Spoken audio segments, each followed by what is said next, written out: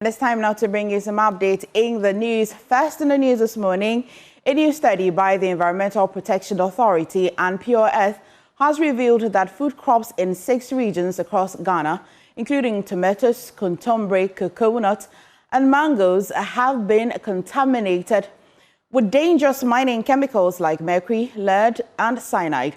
But as our reporter Noella Karen Iyale found out at Agbogloshi Market here in Accra, many traders and shoppers either don't know about the report or are choosing to ignore it. I'm here at the Agbogloshi Market in the heart of Accra, and I'm standing right inside an offloaded truck. But for time, this truck would have been filled with foodstuffs that have come from all parts of the regions in Ghana, regions like the Ashanti, Savannah, Western North, and the Western regions, where a new study by Pure Earth and the Environmental Protection Agency have found high levels of mining chemicals such as arsenic, cyanide, lead, and mercury to have contaminated these foodstuffs that have been brought here in the market to be sold to consumers. Here, in Accra's largest food hub, many traders and shoppers are either unaware of the report or simply don't believe it. Brighter woman, a tomato seller, hadn't heard about it. Say, what's the report? I be minty. So me kase my tea and me boa minty. What's the anchor then, Uncle Bay? Oh, anyone say be kasa che omo. Na sa chemicals na omo dey no omo ntwa so. Na omo fanye bi. Others, like Ya Ekuma, had heard of the findings, but dismissed them as impossible. Oh, yate in tosi dia, we na wo sa bia ya ho enyeyi. In tosi bia ya tosi o too good wo ha, in tosi na enyeyi. Enyeyi say. Ebe wukura. Ebe kunua ni nyina. Enti bia bia ye dua tosi dia, emme bia bia too good. Enti me fifi. Sokra. For Ma Fosti, who sells contomere or cocoyam leaves, the claim is hard to believe. She insists the leafy vegetable could never grow on poisoned land. Matibete nenye no kresa. Ade nenye no kre. Die metimi aka wo mu ni se. Wei enu akasa na esuogu so a etimi fifi. Ni tam so se wote ana wate. Efri titi amani fi here minyi ekra manya be 55. Enya no kre se asase a chemicals wo mu no contomere ntumi fifi wo ho. Okay. Abedro ntumi fifi wo because ase ewura ni nyina e wo ho. Enti ebi ma. Some shoppers like Beatrice Larby say even if the food is contaminated, washing with salt is enough to remove the danger. Me pacho me di answer me. I say me toyi. Me kwa me de nchinsu obede. Warm water na me de nchinsu egu. Enchi egu na ma wohoro ho ansa na me de aye. Na ade no so me dibi. Nti o say me ye no fine. So what's in say high levels of chemicals on cra wo beto wa de akodi. Say meto. E say me nim kwa me fa so amaye a. Ebi nka sa. Okay. For others, awareness of the contamination changes nothing. With few alternatives, they keep buying what is available. Yeah, I've heard a lot about it, and they said it's not good. The chemicals inside can cause disease for humans that are using it, but... And you still came to buy? Yeah. Why? Just to test some 2 things in it. You want to go and prepare food? Yes, please. So you can't do away with tomatoes? We can do away with it, just we are trying our best. From poisoned soils in Kodongo to dinner tables right here in Accra, the danger is closer than you think. Illegal mining is not just destroying our water bodies, it may be sitting right in our plates. From the Agbogloshi Market right here in Accra, I'm Noella Karen Iyale, and this is Joy News. Moving on in the news, the battle for the New Patriotic Party's 2028 presidential ticket is heating up. 5 contenders, including the former vice president and the party's 2024 candidate, yesterday faced the vetting committee in Accra. Each walked out projecting confidence of victory. There's more in this report.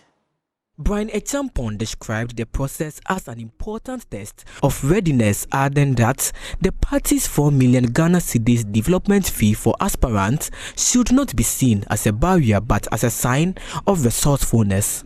If you are a presidential candidate, you have to be able to demonstrate resourcefulness, to be able to mobilize what is required to fulfill the party's requirement. It has been done. As to whether it is the right amount, fair amount, exorbitant or low, that is up to the party people and the party leadership to decide. Kennedy Ejapon expressed optimism about his chances, saying he was convinced the delegates and the public recognize his preparedness to lead the country. I was prepared, so I believe I answered all the questions, and they know I'm ready to be president of this country. Yeah, they know I've been through and through party man for so long, so I didn't face any serious questions, or they didn't antagonize me because they know my potential already. Former Vice President Mahamudu Bawumia said he was pleased with the vetting process and hoped the committee shared the same satisfaction with his performance. I have just been in front of our vetting committee and we have had very fruitful discussions. They've asked many questions and I have answered those questions. So I'm very satisfied with my vetting and I pray that everything is okay. I hope the committee is just as satisfied as I am. Kwabena Ejapon highlighted his long-standing service to the party, suggesting his experience positions him to provide the stability and direction the NPP needs. Well, I mean, every experience is unique, it's different, but at the end of the day, it went well. Of course, they wanted to know my views and my visions for this country. And as I've said, you know what I stand for. I believe that we need a new dawn in this country. We need to restore the values of service, sacrifice and selflessness back into our society and our general body politic. We have to think broadly in a collegial way as Ghanaians, and we as political leaders have to lead by example. Former Minister of Education Yao Osei Educhum emphasized his commitment to reforms and innovation, framing his bid as one rooted in the country's future and the next generation. I felt very welcome.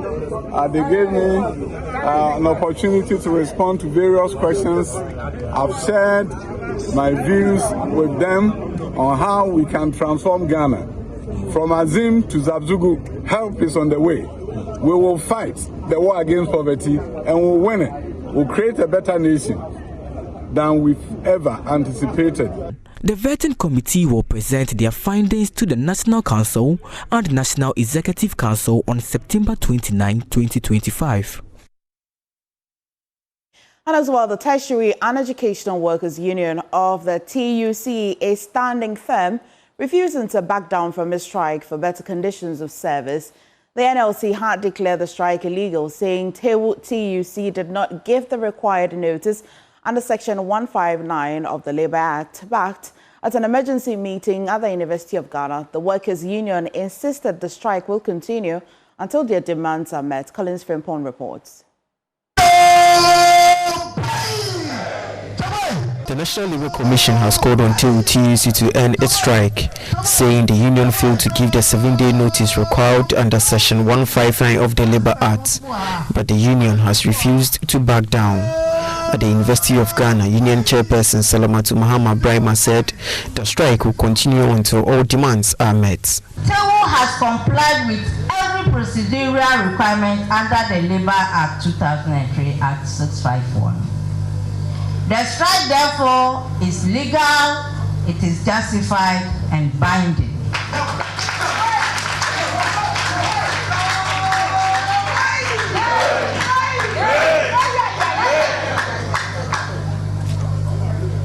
TUC will only suspend this strike when Fair Wages and Salaries Commission receives the appropriate mandates from the Ministry of Finance and other government employers for us to continue and conclude our negotiations. She also urged members to stay home as the industrial action intensifies. Until then, brothers and sisters in the union, you are to sit at home, stay at home. Responding to the strike, the Executive Secretary of the Labour Commission, Dr. Benis Wilbeck, said her outfit will consult its leadership on possible next steps against striking union. So I think that tomorrow we'll be consulting to find out what the commission intends to do about that. As far as we are concerned, we're waiting for them to do in the study that is that is the declaration they made. And notwithstanding the commission's lecture, we would fail to be on strike. That's a decision for the commission to take. Reporting for J News, Collins Frimpong. And in other news, to uphold the linguistic identity and celebrate the cultural diversity of deaf people, Ghanaians are being urged to learn basic sign language as a vital step towards building an inclusive society. Speaking at the commemoration of the International Day of Sign Languages at the Cape Coast School for the Deaf and Blind, Programs Director of Kaizen Aid, Anthony Asante-Addo, stressed that acquiring even basic knowledge of sign language will break down communication barriers and ensure that deaf persons feel truly welcomed in every part of the society.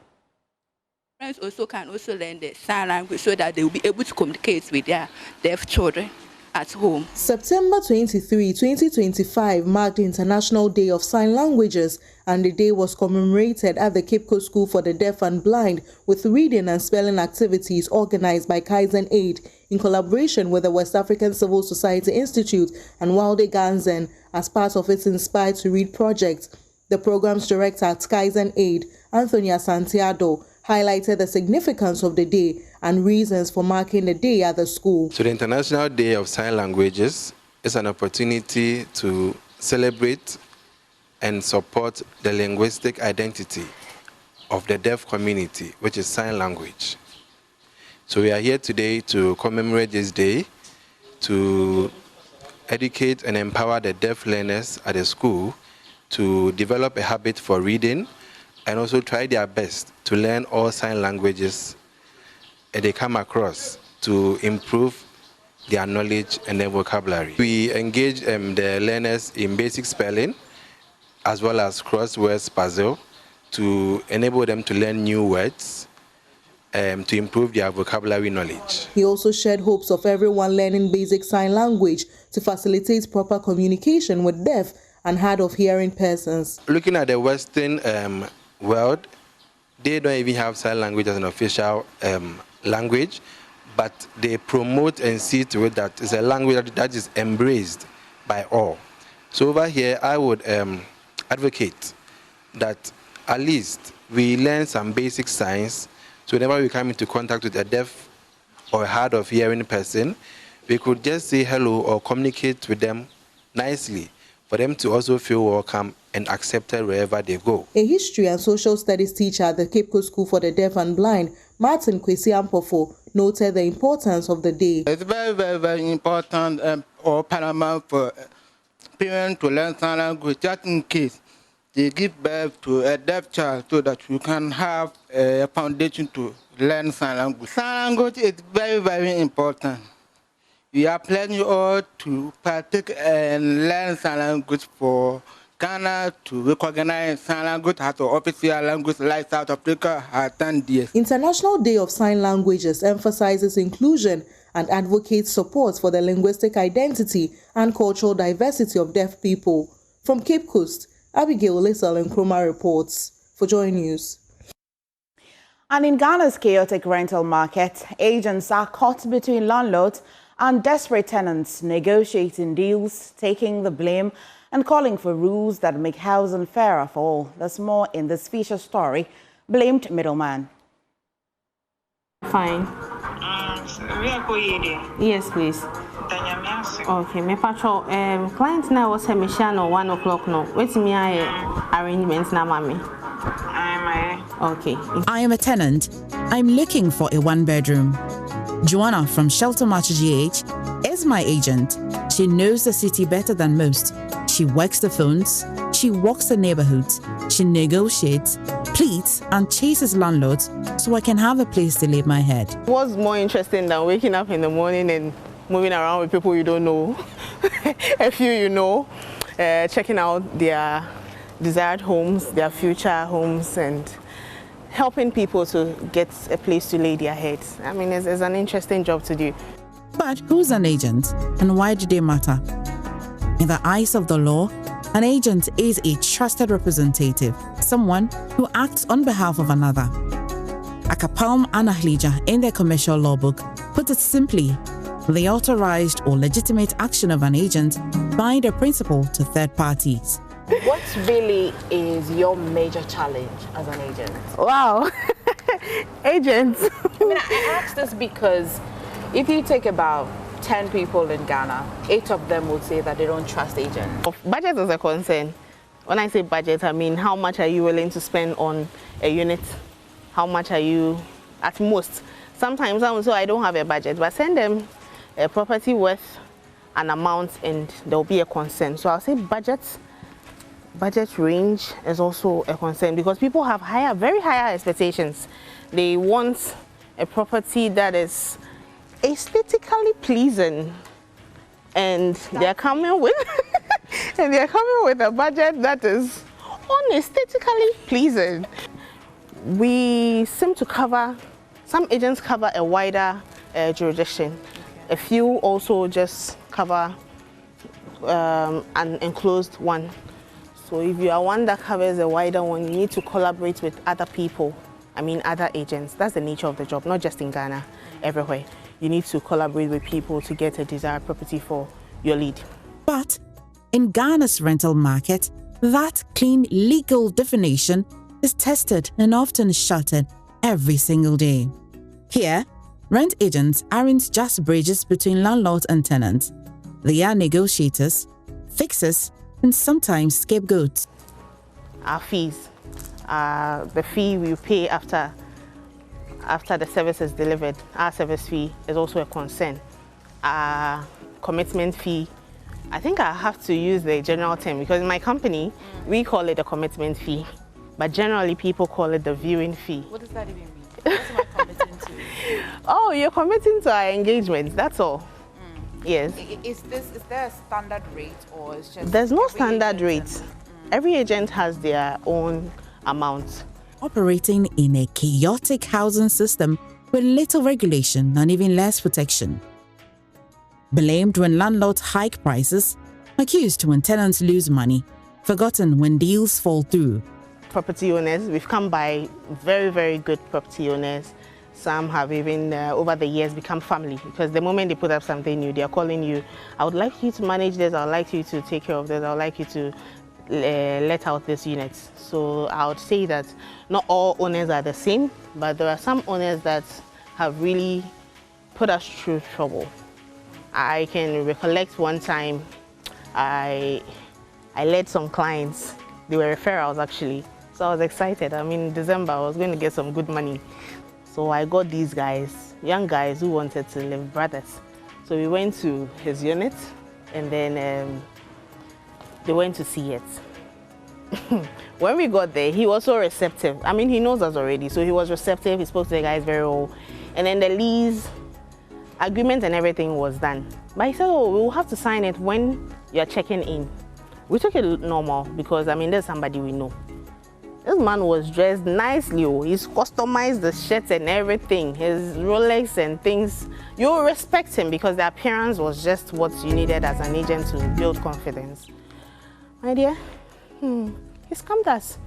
So if we're able to get very affordable properties, it will solve so many issues. Now you have property owners pricing their properties so high, extremely high. Some are okay, but there are some that are extremely high. Some would want to get their return on investment within a short period of time. Mind you, this property you put up there, it took several years to come put it up.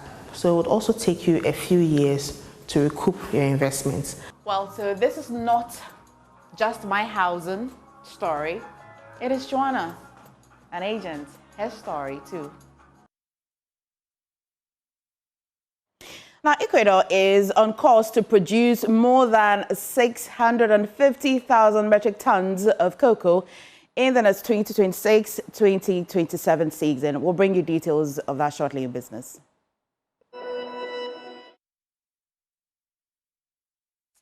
Well, let's do business now. And Ecuador is on course to produce more than 650,000 metric tons of cocoa in the 2026-2027 season and could surpass Ghana as the world's second largest grower of the chocolate ingredient. That's according to the chairman of the country's Cocoa Exporters Association. There's more in this report. According to Reuters, soaring world cocoa prices have encouraged farmers in Ecuador to invest more in their plots, leading to increased yields. Cocoa prices more than doubled last year, reaching record highs above $12,000 a ton, following failed harvests and disease in Ivory Coast and Ghana, which supply about half of the world's cocoa. An increase in production in South America, where Ecuador is the leading grower, has helped to fill the supply gap, and prices have fallen by about a third this year. They remain, however, at historically elevated levels. Farmers in Ecuador get around 90% of the world price. In Ivory Coast and Ghana, by contrast, farmers receive about 60 to 70% of the world price at best.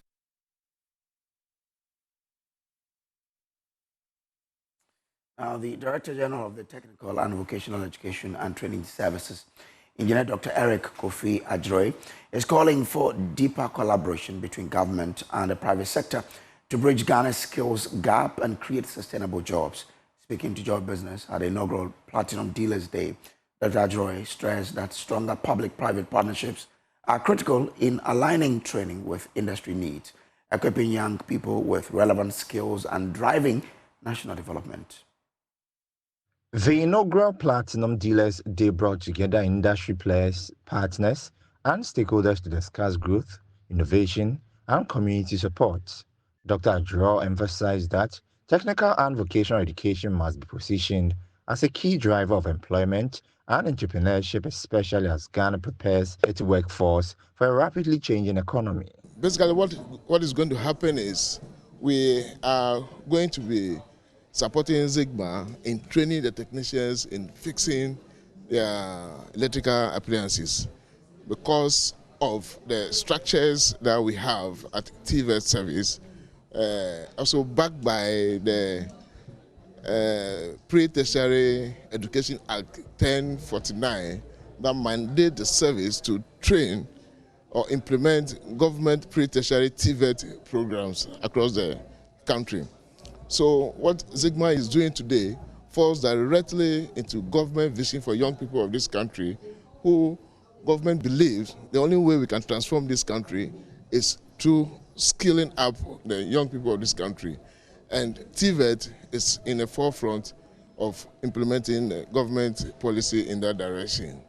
General Manager of Platinum Impex Limited, Ahmad Tan, also stressed on the importance of such partnerships. Going to launch the CSR, one of our CSR activity, collaborating with TVET Ghana Service, which we believe is going to be a long-term partnership offering a lot of opportunities for the technical institutions. As part of its corporate social responsibility, Platinum Impex Limited also launched its first CSR project, signaling its intention to give back to the Ghanaian community. That's all in business news, but we'll leave you with commodities and currency news.